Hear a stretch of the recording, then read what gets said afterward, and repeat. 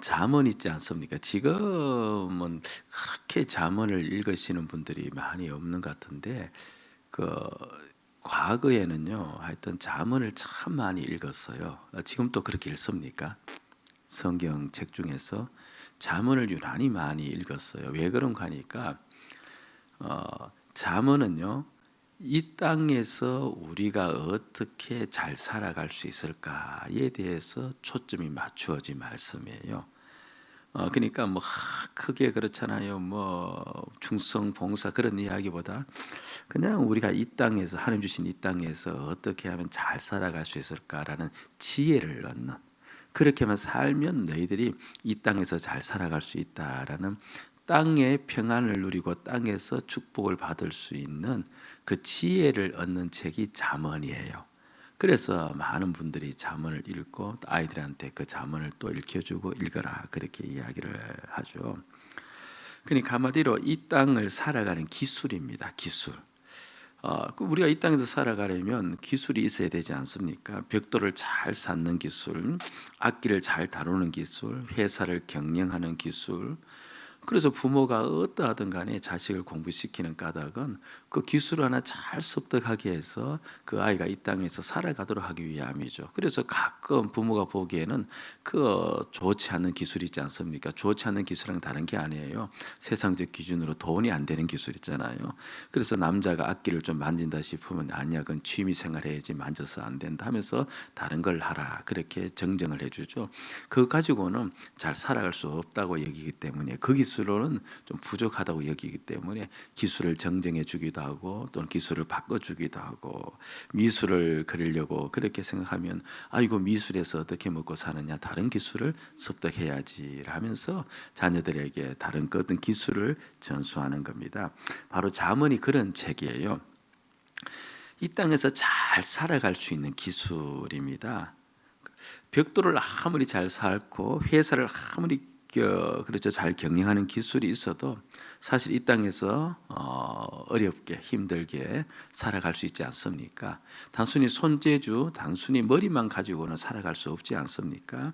그래서 이 땅에서 평안과 기쁨을 누리는 삶을 살려면은, 정말 행복한 삶을 살려면 어떻게 살아야 되는가? 그 기술을 내가 가르쳐 줄게라고 하면서 잠언을 통하여서 그 기술을 가르쳐 주고 있는데, 꼭 잠언을 이렇게 많이 읽고 그 잠언에서 무엇을 이야기하는지를 보고 또 아이들한테 이야기해 주는 것이 그렇게 도움이 되어지죠.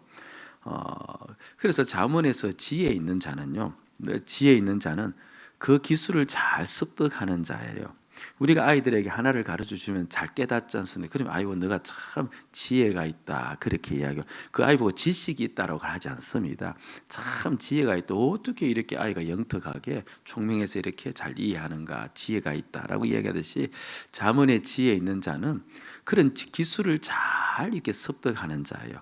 근데 그런 기술은 그렇죠, 눈으로 봐서 안 되고 위에서 누가 가르쳐 줘야 되잖아요. 근데 그 당시는 부모가 스승이거든요. 그 부모가 이렇게 너는 이렇게 살아야 된다라고 가르쳐 줄 때, 그래서 잠언에 지혜 있는 자는 부모의 말을 잘 듣는 자예요.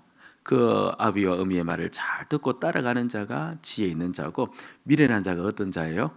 그 말을 듣지 않는지. 왜냐하면 기술을 습득해야 되는데 그 기술을 자신이 습득하지 않고 또 않으려고 하기 때문에 이 땅에서 결국 힘들게 살 수밖에 없었어. 그래서 잠언에서 지혜 있는 자는 그런 자이다라고 이야기하고, 동시에 이제 미련한 자, 어리석은 자를 이야기해요. 이 사람은 아무리 가르쳐 주어도 기술을 습득하려고 하지 않는 겁니다. 잠언에서 어리석은 자는요, 이 세 단어로 이런 사람이 어리석다라고 구분을 해놓았어요. 이건 제가 옛날 잠언 공부할 때 한번 한 적이 있는데, 우리 여기 성경 12절 말씀 보면 지혜가 나오지 않습니까? 그 옆에다가 이제 반대로, 그렇죠? 어리석은 자가 누구인가라고 잠언에서 구분해 놓은 그 구분법에 따라서 이렇게 기록해 놓으시고 나중에 이 성경책 읽을 때 또 한 번 더 보시면 도움이 될 것 같아요. 잠언에서 이제 어리석은 자, 미련한 자는요, 세 종류로 나뉘어져요. 그런데 우리말로는 전부 다 어리석다라고 번역되어 있는데, 실제 잠언에서는 히브리어로 쓰여졌지만 그 히브리어가 세 단어로 나뉘어져 있어요. 우리말은 어리석은 자인데 히브리어 단어는 나뉘어져 있는데 그 나뉘어진 단어가 세 가지란 말이죠. 보니까 첫째가 캐실이라는 단어가 있어요. 예, 그러니까 어리석은 자라고 번역한 캐실이 있는데 이 사람은요, 생각이 꽉 막힌 사람이에요. 한마디로 고집이 너무 셉니다. 다른 사람의 지식과 조언을 거부하는 사람. 아이고 이거 바로 난데 그런 생각이 들 수도 있겠고 우리 집 누군가가 생각날 수도 있겠고 예.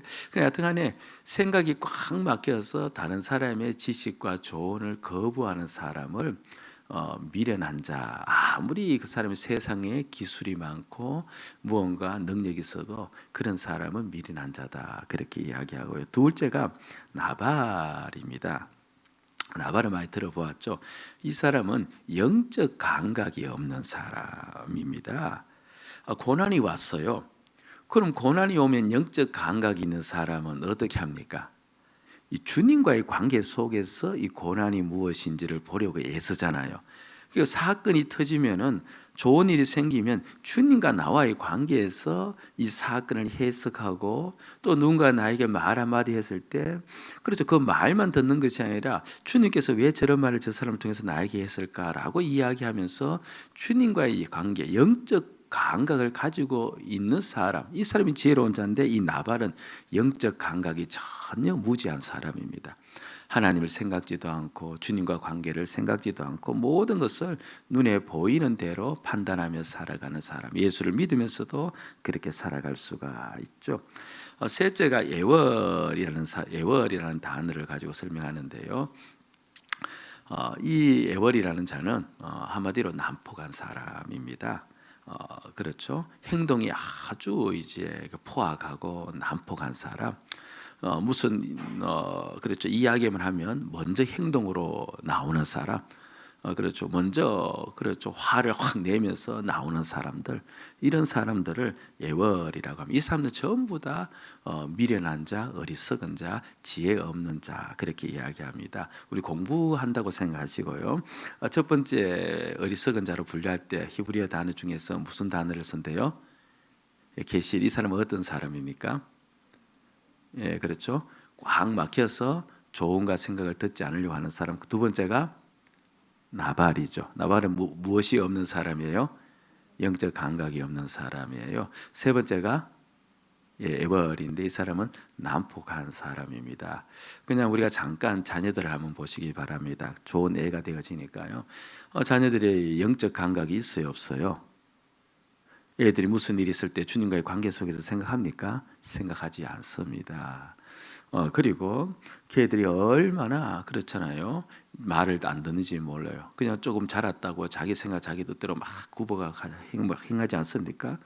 우리는 그런 아이를 보면서요, 제가 참 미련하다라고 생각해야 되는데 우리는 그거 안 봐요.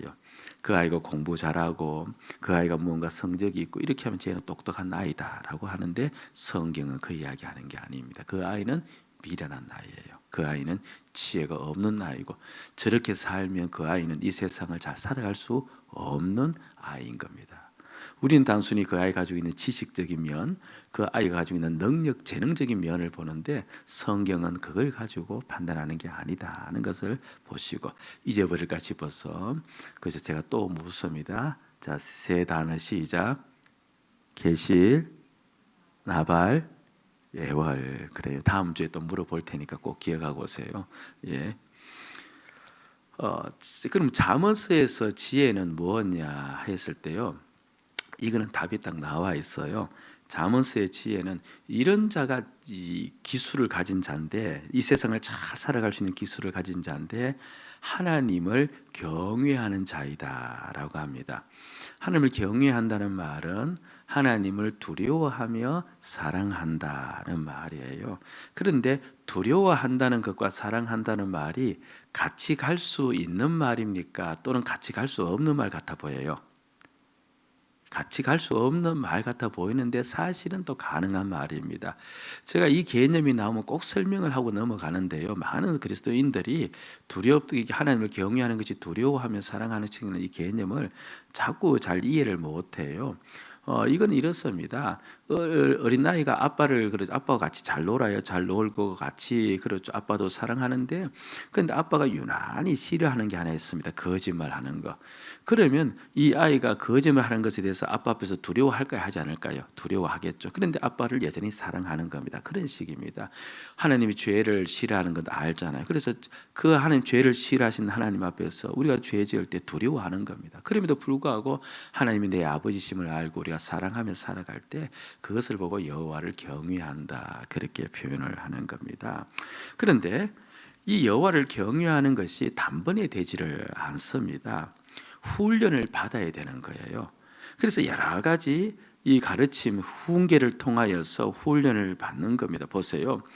하나님을 경외하려면요, 지금 일어나고 있는 일들이 이게 지금 어떤 의미가 있는지도 좀 보아야 하나님을 경외할 수 있든지, 아니면 그게 일어날 일들이 심판인지, 그렇죠, 축복인지도 보아야 될 거 아니에요. 그래야 하나님에 대한 반응을 보일 수가 있는데, 그래서 하나님을 경외하는 것이 금방 되는 것이 아니고요, 우리가 일어난 일들을 어떻게 보아야 되는지 이 영적 안목을 좀 뜨는 훈련을 해야 되고, 그렇죠, 그다음 자신의 상태를 점검할 수 있는 훈련도 받아야 되고, 그리고 내가 어떻게 말을 해야 되는지 그 말에 대한 훈련도 받아야 되고, 이런 여러 가지 훈련을 받으면서 바로 하나님을 경외하는 법을 배워 나가는 거예요.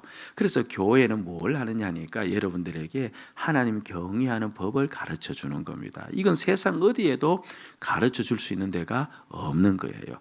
하나님 경외하며 살아갈 수 있는 법은 오직 교회에서만, 그것도 주의 말씀을 통해서만 가능하죠.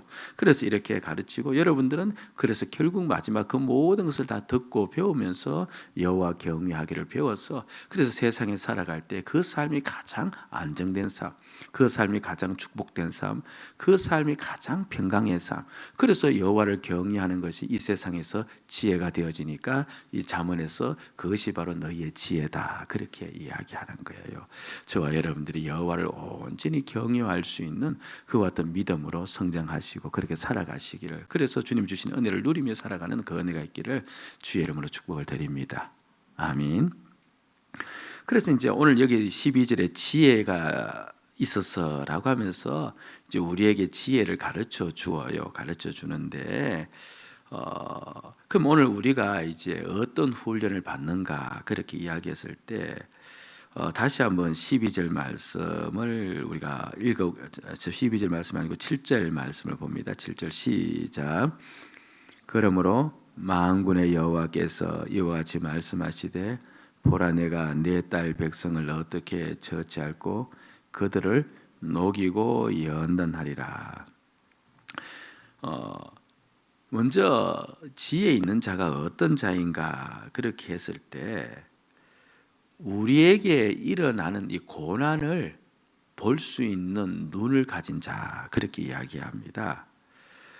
여기 이제 7절 말씀은 다른 건 아닌데요, 여러분 그 금괴가 있지 않습니까? 그 노란 색깔이 그야말로 번쩍번쩍거리는, 그거 텔레비전에 나올 때마다 금괴 막 나오지 않습니까? 나올 때마다 하나 가졌으면 하는 그 금괴 있잖아요. 그 금괴, 그게 이제 그렇게 되기까지는 바로 무엇을 거쳐서 된 거예요? 연단을 한 것이죠. 불순물이 묻어 있는 금 파편들을 도가니에 다 넣어서 그 풀무불 속에서 이제 가열시키지 않습니까? 그러면 모든 것이 녹아버리죠.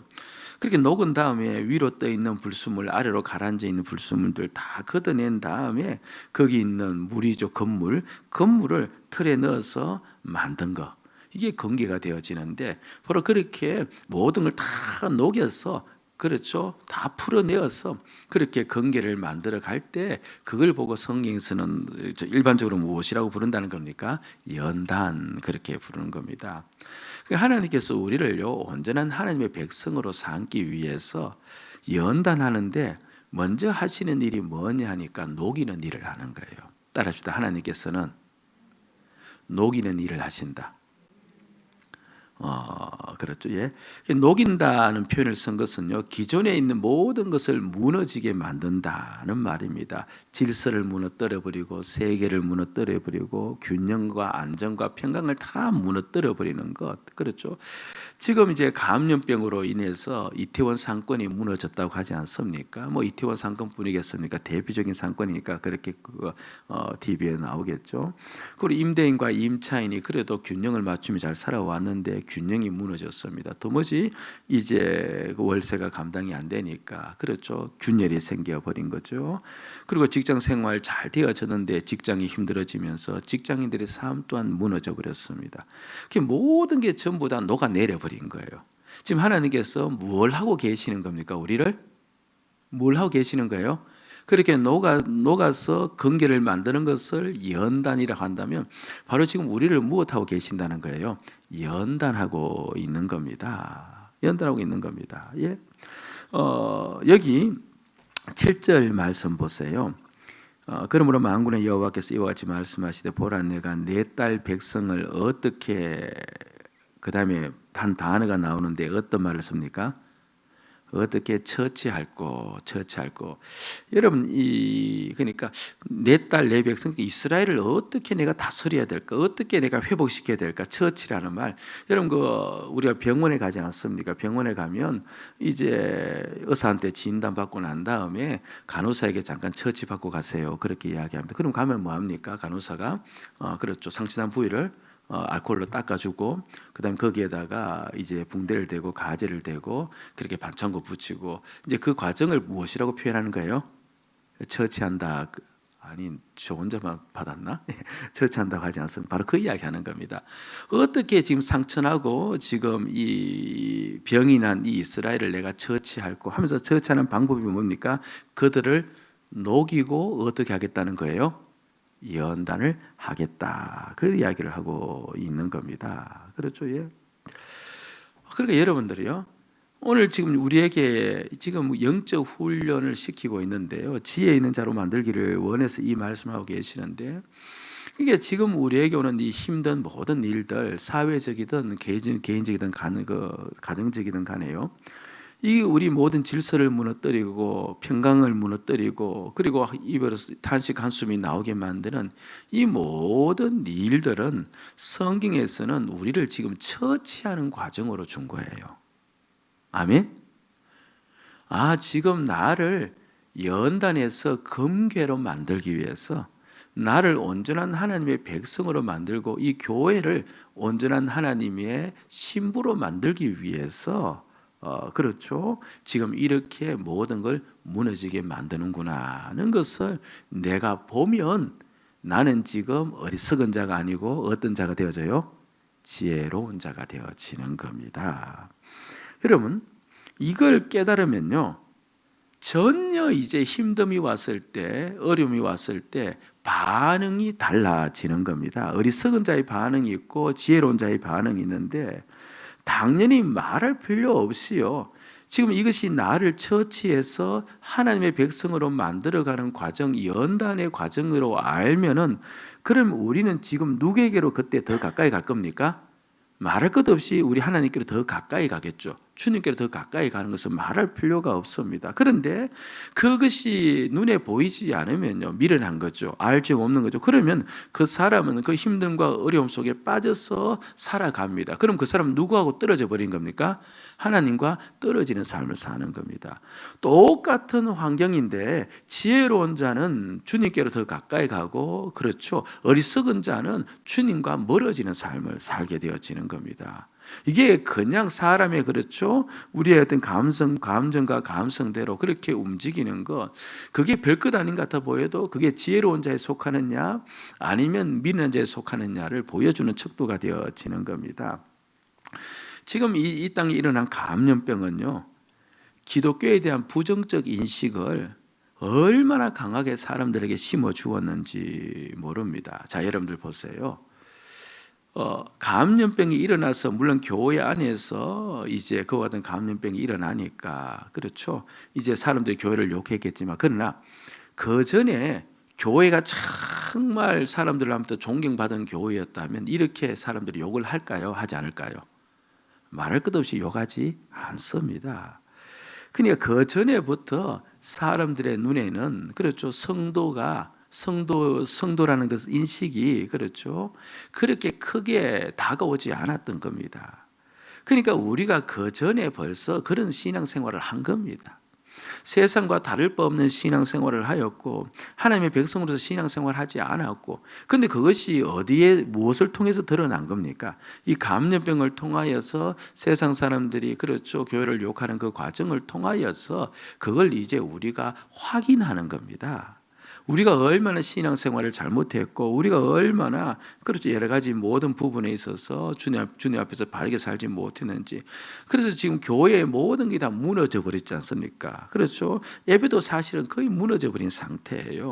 예배 안에 그냥 말씀 듣고 찬송 하나 하고 돌아가는 게 기껏되었습니다. 모든 찬양이 다 없어져 버렸고, 그리고 전도가 그렇죠 힘들어진 상태, 봉사를 하지 못하는 상태, 모든 게 전부 다 녹아진 상태입니다. 목사님, 그것은 세상도 마찬가지지 않습니까? 세상에서도 사업을 하시는 분들, 직장 다니시는 분들도 정상적으로 살지 못하지 않습니까? 다 그것도 마찬가지인데 뭐 그렇게 생각하면 교회도 마찬가지지 않습니까? 라고 하는데 여러분, 그게 아닌 거예요. 똑같은 현상이 일어나도요, 그들은 그것이 녹은 줄로 몰라요. 그들은 그냥 감염병이 가져온 것인만 느끼는 겁니다. 그런데 우리는 하나님과의 관계에서 지혜로운 자다 보니까 그렇게 생각을 하며 살아가는 것, 그렇게 생각을 하면서 바라보는 겁니다. 그렇게 보니까 이 녹아내리도록 한 이 모든 것이 그렇죠 전부 다 주님께로부터 온 것임을 알고, 그리고 녹아내린 주님께로부터 온 것임을 알기 때문에 왜 녹게 했대요? 왜 다 녹아내려버리도록 만들었습니까? 그렇죠. 우리를 근교로 만들기 위해서, 우리 교회를 더 교회답게 세우기 위해서, 하나님의 백성을 더 하나님의 백성답게 세우기 위해서 이 일을 하고 있다는 것을 이제 우리가 알게 되어진 겁니다. 자, 그러면 보세요. 전혀 다른 반응이 나와요. 그걸 내가 보잖아요. 자, 보면은 우리가 어떤 반응을 보이느냐 하니까, 지금 교회가 이제 코로나 단계가 높아지면서부터 이제 숫자가 제한되지 않습니까? 그렇죠. 숫자가 제한되어 있는데, 그러면 이것을 내가 알면은 이게 지금 주님께서 녹아내리게 만들고 우리를 건개로 만들기 위해서 이렇게 하시는 것을 내가 알면은 그러면 우리는 제한된 숫자 속에 들어가서라도 예배하기를 원하겠습니까? 아니면 그 어떻게든 간에 교회를 멀리하기를 원할까요? 말할 필요 없이 어디든 간에 그 제한된 숫자 속에 내가 들어가서 내가 예배해야 되겠다고 나오는 겁니다. 70명으로 제한됐던, 그렇죠, 20명으로 제한됐던 간에 내가 마지막까지 남아서, 그렇죠, 제한된 숫자 속에 남아서 예배하기를 위해서 그렇게 힘을 쓸 겁니다. 그런데 이것을 보지를 못해버리면 감염병만 보지 않습니까? 그리고 내 신변의 안전만 보지 않습니까? 그러면 예배자의 숫자가 몇 명이 되었던 간에 그는 그 숫자와 관계없이 교회를 나오지 않고 멀리 떨어져 있습니다. 미련한 겁니다. 도무지 하나님을 보지를 못하는 겁니다. 그 사람은 지혜롭게 사는 것이라고 하는데 하나님이 보시기에 그 사람은 어리석은 자입니다. 도무지 이 상황이 어디에서 왔는지도 모르고 지금 녹아내리고 있는 이것이 누구로부터 녹아내리고 있는지도 모르고, 그런데 오늘 말씀이 그걸 일러주고 있는 겁니다. 너희 삶에 녹아내리는 것이 있느냐, 가정이든 교회든 마치 녹아내리냐, 그거 하나님께서 너희를 연단하기 위한 것이다. 그렇죠. 그 이야기를 하고 있는 거죠. 그러면 우리가 이제 그걸 아는 겁니다. 알면 영적 안목이 열려지잖아요. 그럼 이제 우리가 지혜로운 자가 되어지고 주님께로 더 가까이 가게 되어지는 거죠. 그러면서 주님께서 그 환경 속에서 역사하시고 문제를 해결하시면서 나는 주님께 더 가까이 가서 내 믿음이 더 성장하게 되어지니까 결국 나는 어떤 자로 살게 되어진 거예요? 지혜로운 자가 되어진 것이죠. 믿음 잃어버리고 하나님의 축복도 잃어버리는 미련한 자가 아니라 이 땅을 살아가는 정말 지혜로운 자로 살아가게 되어지는 겁니다. 여러분, 내 삶의 질서가 무너져 내릴 때, 그리고 내 삶의 형편 속에 녹아내리는 것이 있을 때, 그때 빨리 이 말씀을 생각하셔야 됩니다. 그게 지혜로운 자예요. 주님께로 더 가까이 가서 나를 주님의 백성 만들기 위한 주님의 뜻이 있음을 믿고 그렇게 달려갈 수 있는 저와 여러분들의 신앙이 되어지기를 주의 이름으로 축복을 드립니다. 아멘. 예. 그 다음 지혜로운 자는 자신의 상태를 늘 점검을 하고 깨닫습니다. 자, 여기 8절 말씀인데요. 보세요. 8절 같이 읽읍시다. 시작. 그들의 혀는 죽이는 화살이라 거짓을 말하며 입으로는 그 이웃에게 평화를 말하나 마음으로는 해를 꾸민도다. 왜 내가 너희들을 녹이는지 아느냐 하면서 녹이는 원인을 이제 가르쳐 주는데, 그들의 혀는 죽이는 화살이라 거짓을 말하고 입으로는 그 이웃에게 평화를 말하나 마음으로는 해를 꾸미는도다. 자, 9절 말씀 보세요. 9절 한번 읽읍시다. 시작. 내가 이 일들로 말미암아 그들에게 벌하지 아니하겠으며 내 마음이 이런 나라에 보복하지 않겠느냐. 여호와의 말씀이라. 너희를 녹아내리게 하는 것이 바로 그것 때문이다. 이렇게 이야기하는 겁니다. 그러니까 지혜로운 자는 무엇 때문에 우리를 이렇게 하나님께서 녹아내리게 하는지를 볼 수 있는 거죠. 자, 보는데 보세요. 근데 지금 이 8절 말씀요, 이게 그러니까 혀는 죽이는 그렇죠 화살이라, 이 말은 상대방에 대해서 이제 비난하고 정죄하는 이야기고, 그리고 이제 한편으로는 그들 앞에서는 좋은 말하고 실제로 뒤에 가서는 또 마음으로는 뭡니까? 그들에 대해서 좋아하지 않는, 별로 뭐 축복받기를 원치 않는 그런 마음을 가지고 있는 그 상태를 가리키거든요.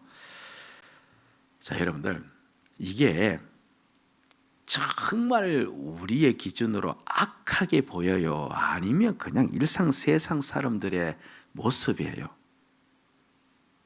그냥 쉽게 비난하고 정죄하고, 밖에 서서 만났을 때는 뭡니까? 뭔가 칭찬 막 하는 것 같다가도 속으로 그들이 잘 되면 그걸 싫어하고, 그렇죠? 그때 시기하고 질투하고 안 되기를 바라고 원하고. 이게 악하디 악한 것 같습니까? 아니면 세상 살이가 다 그런 거 아니냐라는 그런 생각이 들 정도로, 물론 우리 이제 믿음의 기준으로 따지면 또 악한 거 되죠. 그런데 여하튼 이게 어쩌다 일어나는 일이에요? 살인 같은 일이에요? 아니면 오늘 또 우리가 이런 삶을 살고 있는 그 삶의 모습입니까? 어느 쪽입니까? 자신의 가슴에 손을 대고 생각을 해보셔야 돼요. 이게 어느 쪽이에요? 그렇죠? 우리에게 얼마든지 일어날 수 있는 일상적인 평범한 일입니다. 평범한 일입니다. 여러분, 우리가 감염병이 걸렸는지 안 걸린지 진단 키트 가지고 점검하지 않습니까? 오늘 주님께서 그 이야기합니다. 실제로 너희들의 심령의 상태를 한번 보라는 겁니다. 그 심령의 상태가 이러하다면 너희들의 삶은 하나님으로부터 녹아내리지 않을 수가 없다. 이 심령의 상태를 뜯어 고치기 위해서, 그렇죠, 지금 모든 것을 녹아내리게 만들고 있다는 겁니다. 그래, 하나님 백성답게 만든다는 말은 이런 심령의 상태를 빼버린다는 이 말이거든요. 아니, 그게 뭐 그래 대수입니까? 살인하는 것도 아니고 다른 사람 강도짓 하는 것도 아니고, 그냥 쉽게 정죄하고 판단하고, 그리고 그 사람 앞에서는 좋은 말 하다가 그럼 뒤에 가서는 또 마음속으로는 잘된 걸 시기하고, 그 인간 본성 아닙니까? 그렇게 이야기할 수가 있는데, 그런데 이게 근본입니다. 무슨 말인가 하니까, 지금 이스라엘 백성들이 왜 이렇게 하나님께서 그 모든 것을 녹아내리게 만드느냐 하니까, 그들에게 정의가 없다는 거거든요. 정의가 없다. 이거는 이사야 선지자부터 계속해서 하는 이야기입니다. 그들의 정의가 없다. 정의가 없다는 게 뭐냐 하니까요, 우린 몇 번 설명을 드렸지 않습니까? 약한 자와 어려운 자를 어떻게든 세워주려는 그 마음, 자신들의 힘과 권력을 이용해서 약한 자의 것을 빼앗고 힘든 자를 더 힘들게 만드는, 그것은 완전히 난폭한 자인데, 그런데 약하고 어려운 자를 어떻게든 간에 세워주려고 하는 그것을 보고 정의라, 그렇게 이야기를 하죠. 이 정의의 다른 개념은 이웃사랑입니다. 이웃사랑입니다. 결국 지금 이들에게는 정의가 없고 이웃 사랑이 없는 겁니다. 아니, 목사님, 정의가 없고 이웃 사랑이 없는 게 그게 왜 그렇게 중차대한 일이 되어집니까? 그걸 반드시 뽑아버려야 됩니까? 그것 때문에 이렇게 이스라엘 백성들을 녹이도록 좀 녹게 만들어 버립니까? 이제 여기 우리의 의문이지 않습니까? 왜 그런 거 하니까요, 저와 여러분들이 어떻게 해서 이 구원받게 되었느냐 하니까, 바로 하나님이신 예수님께서 자신을 버리사 우리를 위해서 자신의 몸을 주사, 그러니까 하나님의 이웃 사랑으로 말미암아 내가 지금 이렇게 구원받은 하나님의 백성이 되지 않았습니까? 그렇죠. 주님이 자신을 내어주는 사랑으로 말미암아, 주님이 자신을 죽이고 헌신해서 나를 세워주고자 하는 그 마음으로 인해서 내가 오늘 이렇게 세워졌고, 그리고 당연히 이렇게 세워진 내 안에 우리 주님이 계십니다.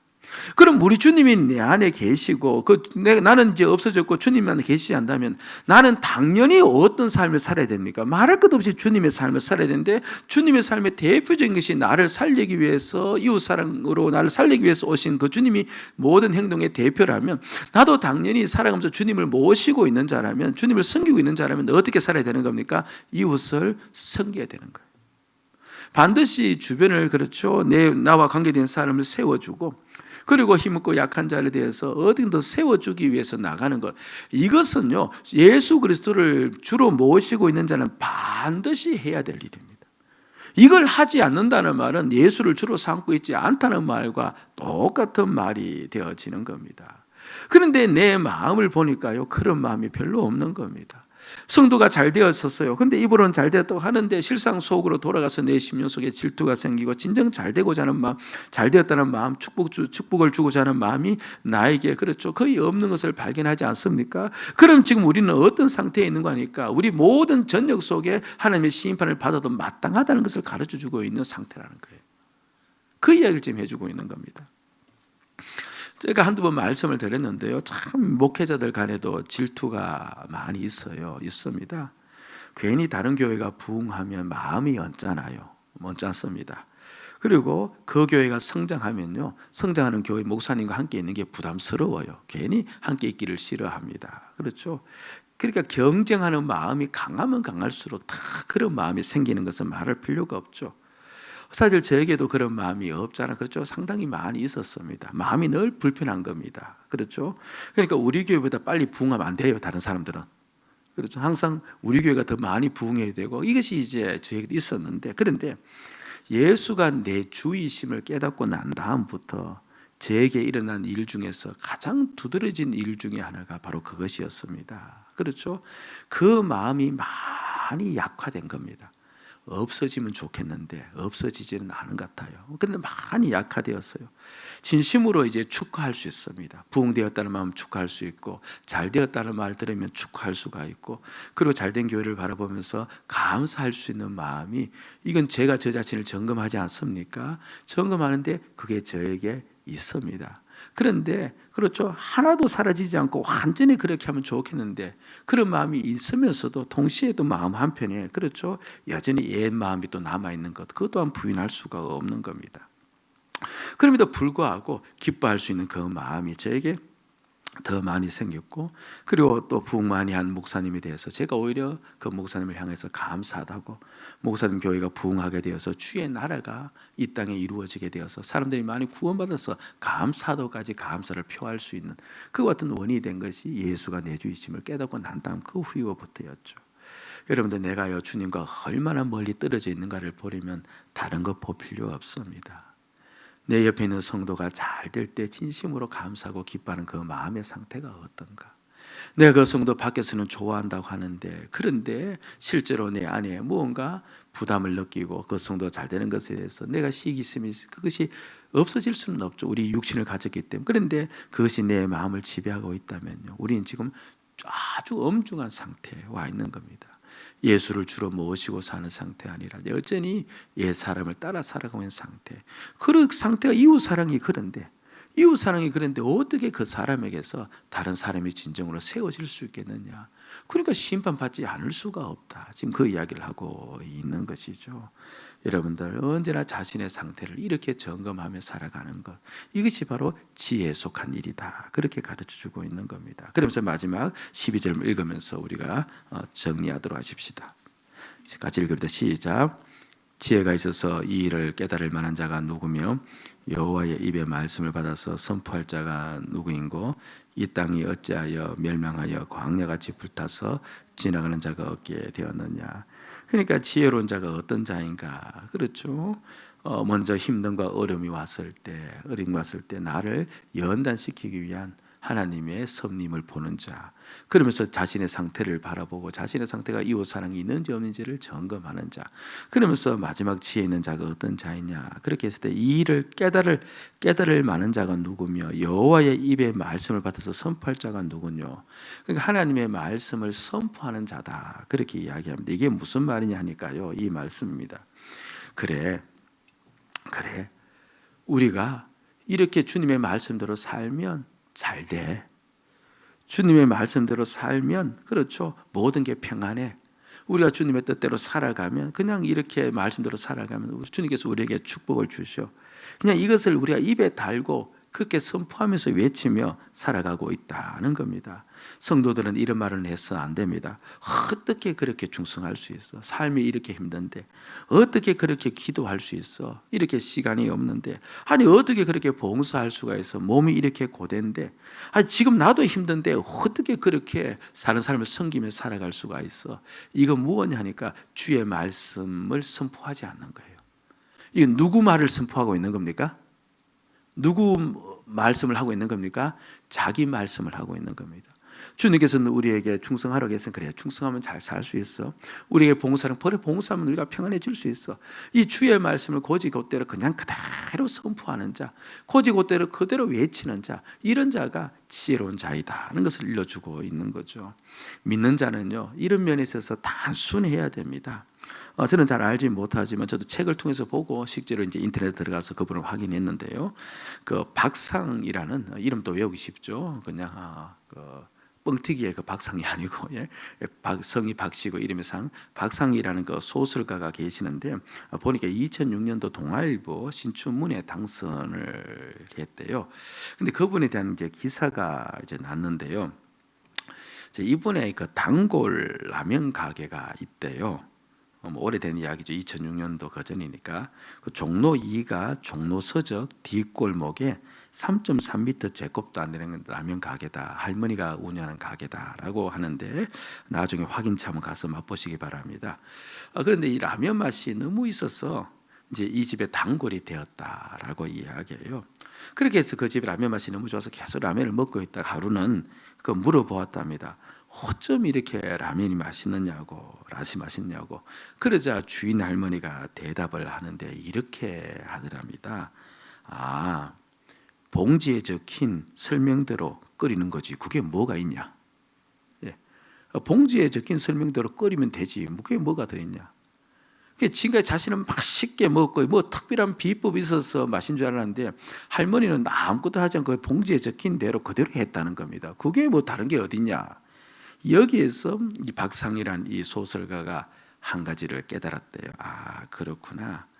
글을 쓰더라도 화려하게 수사학적 도구를 가지고 무언가 이렇게 글을 쓰는 것도 중요할 수 있는지 모르지만 맛은 기본에서 나오는구나. 그래서 정통적 문법으로 소설의 정통적 문법을 가지고 그냥 단순하게 글을 써 내려갔대요. 그래서 그 글이 신춘문예 당선이 되었다. 그렇게 이야기하는 것을 제가 읽어보았습니다. 우린 신앙생활하면서 너무 많은 생각을 해요. 복잡해요. 어떻게 이 세상을 살아야 되는가? 복잡합니다. 어떻게 내 자녀를 키워야 되는가? 사업을 어떻게 해야 되는가? 내 가정을 어떻게 이루어야 되는가? 오늘 또 내일 또 어떻게 살아야 되는가? 얼마나 우리 생각이 복잡하고 그리고 어떻게 사실 어떻게를 알지도 못하면서 그건 저도 마찬가지 어떻게 우리 교회를 부흥시켜야 되는가? 그렇잖아요. 늘 우리는 그렇죠. 복잡한 가운데 머리가 혼동스러운 가운데 그렇게 살아가고 있는 겁니다. 그런데 성경은 어떻게 이야기합니까? 말씀대로 살면 된다는 겁니다. 물론 이것도 힘들어요. 그 말씀대로 사는 게 또 어떤 것인가? 또 이것도 힘든데 그런데 여러분들이요.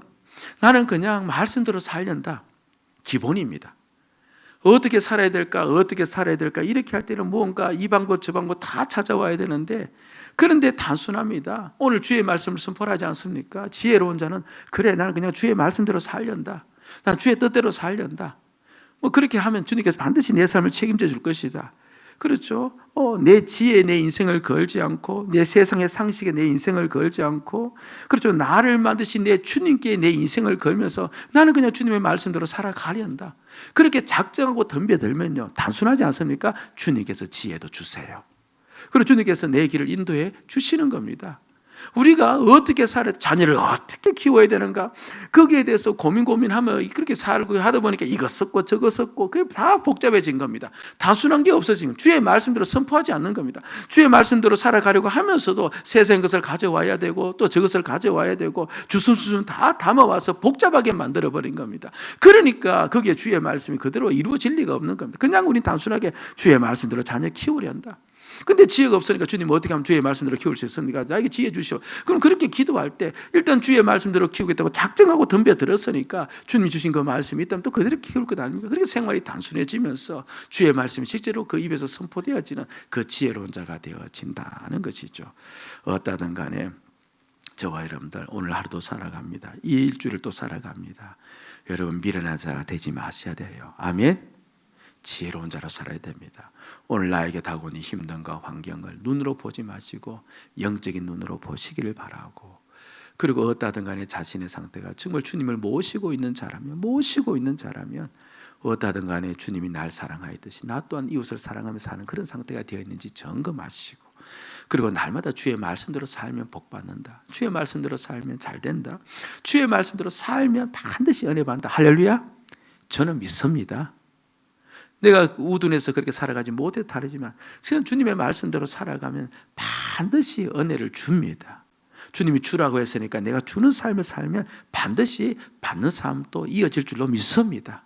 살때는 그것을 경험합니다. 그래서 우리 교회도 그냥 주의 말씀대로 살아가기로 작정하고 말씀대로 이끌어가면 여러분들 반드시 이 교회도 하나님께서 부흥과 은혜를 주실 줄로 믿습니다. 이 단순한 믿음, 복잡하지 않고 이 단순한 믿음 가지고 이것이 가장 지혜로운 믿음인 줄 알고 이렇게 살아가시는 저와 여러분 되시기를 주의 이름으로 축복을 드립니다. 아멘. 아멘.